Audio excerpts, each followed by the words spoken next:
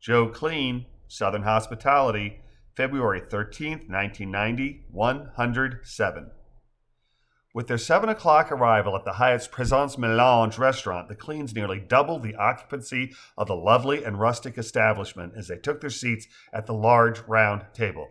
"Your server Anil will be right with you," the hostess said as she handed menus to the 6 Kleens before leaving with a departing smile. "Thank you," Misty says to her, quietly adding as the hostess departs from their table, "Gee, guess I really didn't need to call for a last-minute reservation, did I?"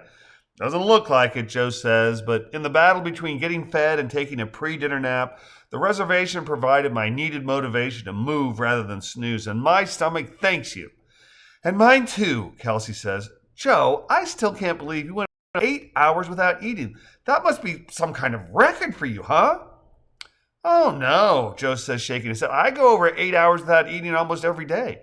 What do you think I have, mandunambulism?" "What?" Kelsey demands. "What in heaven's name is mandunambulism?" "Sleep eating," Joe says, cupping his chin with his hat and nodding sagely. "A sad malady, and I'm happy not to have." "Sleep eating?" Kelsey again exclaims. "Is that really a thing? And what did you say it's called?" "Mandunambulism," Joe repeats, tilting his head down and looking at Kelsey from the tops of his eyes. "And so far as I know, it is not." "Totally made the word up. It's from the Latin to eat, and I just tacked on nombulism to make it sound official." "Oh, you stinker," Kelsey laughs. "I should know better by now." "Actually, sleep eating is a real disorder," Phil says. "It's classified as parasomnia, like sleepwalking. I work with a guy who installed one of those barrel slide door lock things way up high in his bedroom door. Said he put it in after he wound up waking up on his front step naked as a jaybird with a pot of leftover spaghetti in his lap. Said he did all kinds of crazy things in his sleep, and it was safer if he made it really hard to get out of his room. Told me that his therapist said he's definitely not the only one who does crazy stuff while he's sleeping." Justin says. "Can't imagine that, eh, Joey?" "I don't think talking in your sleep is in the same category as walking or eating," Joe replies.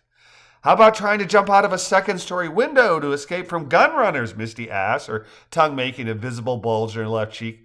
"Wow," Joe says. "Maybe we should wait until after I've got some food in me before everybody starts piling on, eh?